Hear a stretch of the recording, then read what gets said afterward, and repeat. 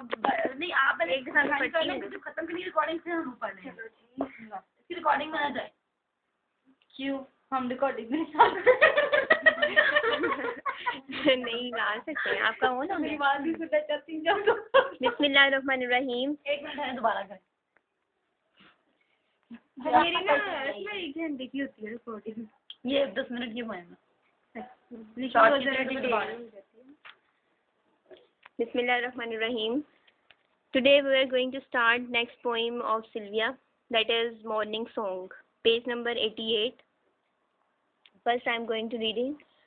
Love set you going like a fat gold watch. The midwife slapped your foot soles and your bald cry took its place among the elements. Our voices echo, magnifying your arrival. New statue in the drafty museum, your nakedness shadows our safety. We stand round blankly as walls. I am no more your mother than the cloud that distills a mirror to reflect its own slow effacement at the window's hand. All night your mouth breathes, flickers among the flat pink roses. I wake to listen. A far sea moves in my ear. One cry and I stumble from bed, cow heavy and floral in my Victorian nightgown. Your mouth opens, gleams as cats. The window screen whitens and swallows its dull stars. And now you try your handful of notes. The clear vowels rise like balloons. This poem is actually about the birth of his baby, her baby. जैसे ही उसकी ये जो इसने जो अपनी 4 poems लिखी हैं, जो हम 3 जिसमें से पढ़ चुके हैं, एक रह गया बी मीटिंग, वो इसकी अपनी पर्सनैलिटी को शो आउट करती है। और दूसरी ये जो 2 पोइम्स हैं, मॉर्निंग सॉन्ग और नेक्स्ट है लास्ट पोइम यू आर, ये दोनों पोइम्स जो हैं ये इसने अपनी बच्चों के लिए लिखी हैं, अपनी जो है वो बेबीज के लिए लिखी है। 2 I think, 1 is girl and 1 boy. So let's see कि वो अपने बच्चों की बर्थ पे बेटा बाद में मर गया, वो खुद बेटा आई कर रही थी आफ्टर 42 इयर्स। अच्छा, देखेंगे तो उसने बेसिकली वो बता रही है, father firstly force you to do suicide and I am doing suicide after 42 years और 40 इयर्स आई थिंक इतना था, 31 या 32 में वो उसने सुसाइड की थी।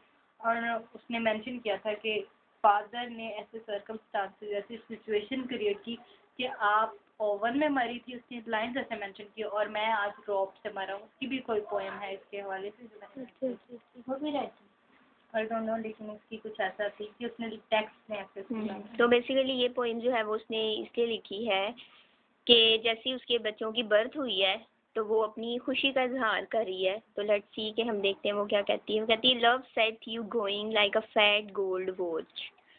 वो कहती है कि love set you going, going का मीन यहाँ पे लिया गया है कि आउटकम, ठीक है, किसी चीज़ का आउटकम। अब वो ये कहना चाह रही है, बेसिकली ये पोइम जो है वो ये हमें दिखा रही है कि वो कि ये उसकी मोहब्बत है अपने बच्चों के लिए, ये पोइम इस बारे में है। या फिर दूसरे सेंस में हम कहेंगे कि वो ये कहना चाह रही है कि ये हम दोनों की मोहब्बत का रिजल्ट है, यानी कि जो हमारे बच्चे हैं, हम जो मियाँ बीवी हैं, हम दोनों की मोहब्बत का, ये बच्चे जो हैं ये हमारी मोहब्बत का रिजल्ट है। वो कहती लव सेट यू गोइंग, कि ये जो हमारा बच्चा हुआ है ये हमारी मोहब्बत का आउटकम है।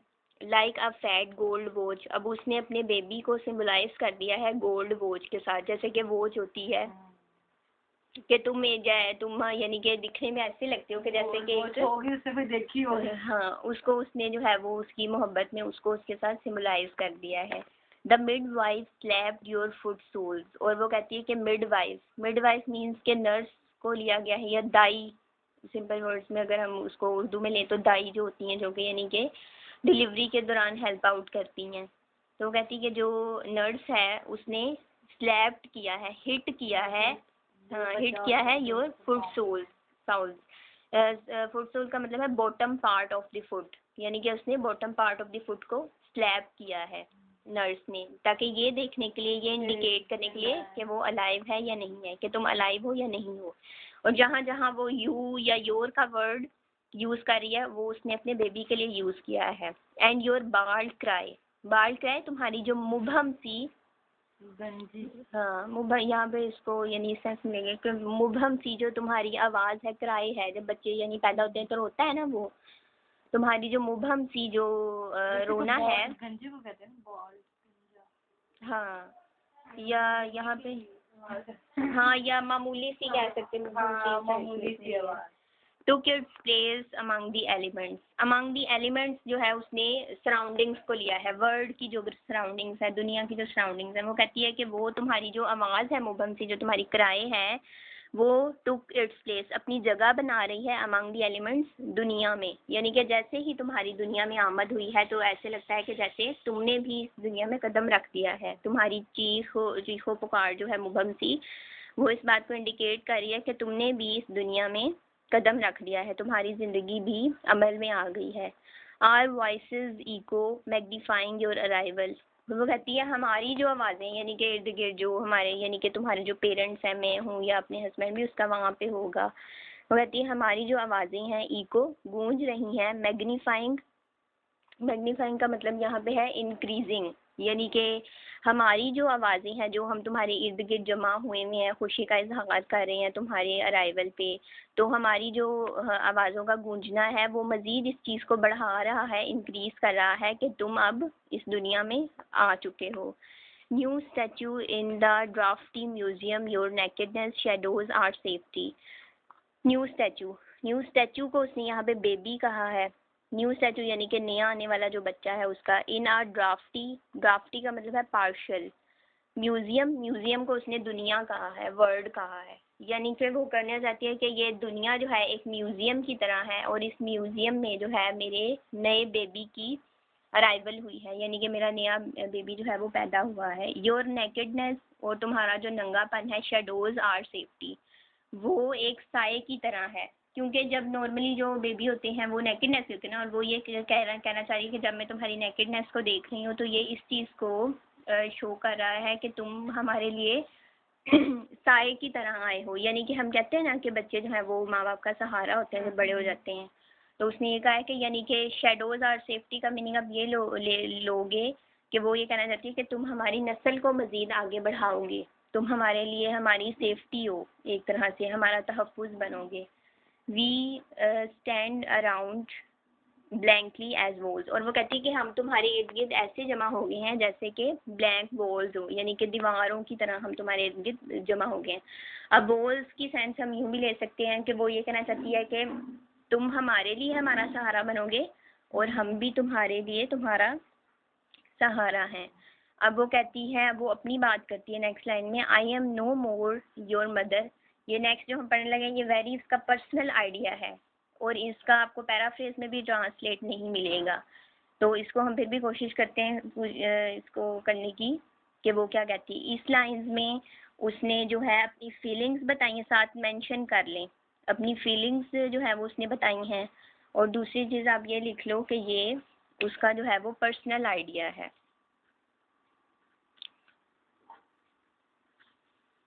ठीक है, और उसकी जो है वो उसने अपनी फीलिंग्स बताई हैं। I am no more your mother than the cloud that distils a mirror to reflected its own slow अफेसमेंट।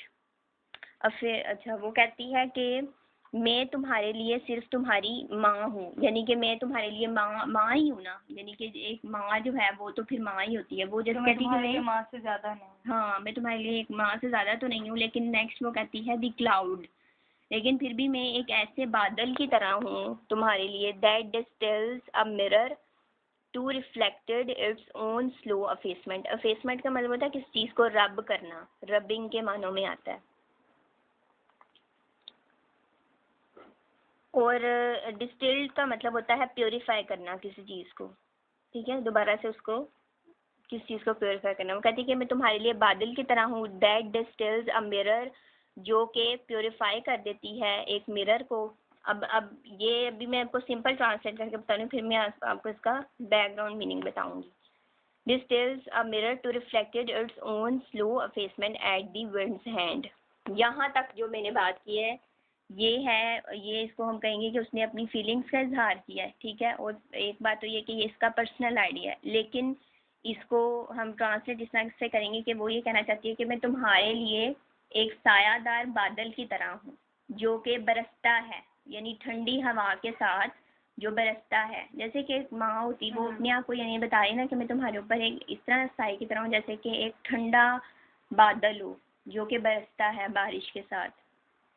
और दूसरी बात वो ये कहती है कि मैं अ मिरर, और मैं एक ऐसा मिरर हूँ to reflect its own slow effacement, यानी वो ये कहती है कि मैं तुम्हारे, यानी कि जैसे हम हमारे सामने मिरर और हम उसमें अपना चेहरा देखते हैं, तो वो कहती है कि तुम क्योंकि मेरे वजूद का हिस्सा हो, तो जब मैं तुम्हें देखती हूँ तो मुझे ऐसा फील होता है कि जैसे मैं अपना ही रिफ्लेक्शन तुम्हारे अंदर देख सकती हूँ।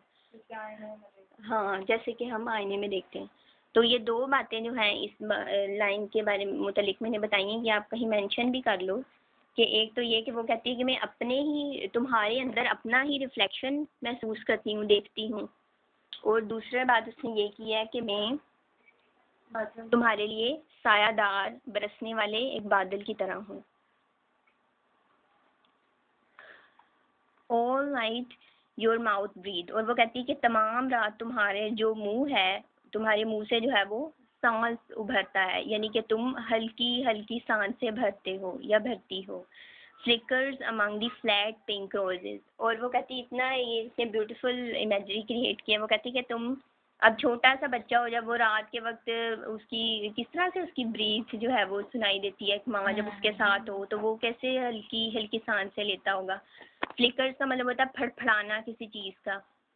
Among the flat pink roses, roses जो है यहाँ पे उसने क्लोथ को कहा है, जो उसके बेबी ने क्लोथ पहने हुए हैं उसको उसने पिंक रोजेस का नाम दिया। वो कहती है कि तुम नन्हे से जो पिंक क्लोथ्स में बैठे हुए हो, सोए हुए हो, तो तुम मामूली मामूली सी सांसें ले रहे हो, मुबहम सी जो तुम सांस ले रहे हो, और वो ऐसे फड़फड़ा रही हैं तुम्हारी सांसें तुम्हारे पिंक क्लोथ के अंदर से जब तुम बैठे हुए हो। तो ये अपने बेबी के लिए से, हाँ। आई वेक टू लिसन, और वो कहती है कि मैं उठती हूँ सुनने के लिए। अक्सर जैसे छोटे बच्चे अचानक से उठ जाते हैं रात के time. I wake to listen, मैं सुनने के लिए उठती हूँ। अ फार सी मूव्स इन माई ईयर, और वो कहती है कि तुम्हारी जो क्राई है, तुम्हारी जो आवाज़ है वो ऐसे है कि जैसे मेरे कानों में समंदर की लहरें जो हैं उनकी आवाज़ सुनाई दे, वैसे ही तुम्हारी क्राई की आवाज़ है। And I stubble from bed, stumble का मतलब है स्लिप हो जाना, हाँ, लड़खड़ा जाना, स्लिप हो जाना या डिस्टर्ब हो जाना। और मैं बेड से जो है वो डिस्टर्ब हो जाती हूँ, उठ जाती हूँ। Cow heavy and floral in my Victorian night gown, Victorian night gown मतलब कि एक्सपेंसिव नाइट गाउन। जैसे ही उसको तो वो अपने विक्टोरियन गाउन की वजह से वो लड़खड़ा जाती है। हाँ, नहीं, नेक्स्ट आइडिया ये है, वो कहती है काउ हैवी, यानी ये काउ हैवी का जो वर्ड है ये मदर के लिए यूज़ किया गया है। यानी वो कहती है कि जब मैं उठती हूँ तुम्हारी क्राई से तो मुझे ऐसे फील होता है कि जैसे मैं एक गाय की तरह हूँ। ठीक है, क्योंकि माँ ने जो है वो बच्चे को फीड करना होता है ना, तो वो अपने आप को काऊ के साथ सिम्बलाइज करे कि मुझे ऐसे फील होता है कि जैसे मैं काऊ की तरह हूँ। एंड फ्लोरल उसने अपने बेबी के लिए यूज़ किया, फ्लावर से ये वर्ड निकला है। ठीक है, और मुझे ऐसे फील होता है कि मैं एक काऊ की तरह हूँ और तुम मेरी गोद में ऐसे हो के जैसे कि कोई फूल होता है। ठीक है, इन माई विक्टोरियन नाइट गाउन, यानी कि मैं तुम्हें अपने विक्टोरियन एक्सपेंसिव नाइट गाउन में गोद में लेती हूँ, और वो अपनी यानी कि फीडिंग की इमेजरी उसने बनाई, क्रिएट की है कि मैं तुम्हें किस तरह से फीड करती हूँ। Your mouth open clean as cats, और वो कहती है तुम्हारा माउथ इस तरह से खुलता है कि जैसे कि एक छोटी बिल्ली का मुंह हो। ठीक है। The window square whitens and swallows its dull stars, the window squares whitens and swallows its dull stars, और वो कहती है कि तुम्हारा, हाँ, वो कहता है कि विंडो स्केयर वाइटन्स का मतलब है वाइटन्स तो, हाँ, वो कहती है वो इसकी यानी कि इसका ट्रांसलेशन ये है, वो कहती है कि babies arrival is like a shining star, यानी कि मेरी जो बच्चे की जो अराइवल है वो ऐसा है कि जैसे खुली खिड़की में, हाँ, चांद की रोशनी जो है वो अंदर आ रही हो। एंड स्वेलोज का मतलब वैसे तो फूलना होता है, लेकिन यहाँ पे इसका मतलब है डिस्ट्रॉय हो जाना। यहाँ पे मुझे चोट लगी है, डिस्ट्रॉय हो जाना। रिकॉर्डिंग तो चलती रहेगी। डिस्ट्रॉय, स्वेलो का मतलब है डिस्ट्रॉय हो जाना, यानी वो कहती है तुम्हारा जो अराइवल है वो ऐसे है कि जैसे कि शाइनिंग स्टार की तरह है। और तुम्हारे अराइवल ने क्या किया है, फेलो कर दिया है, डिस्ट्रॉय कर दिया है इट्स डल स्टार्स, यानी कि तमाम तर वरीज को, तमाम तर परेशानियों को तुम्हारी आमद ने ख़त्म कर दिया है और तुम्हारी आमद जो है वो खुशियाँ लेकर आई है। And now you try your handful of notes. Handful of notes का मतलब यानी कि छोटी छोटी सी आवाज़ें निकालने की कोशिश करना। नोट्स का मतलब यहाँ पे आवाज़ें हैं।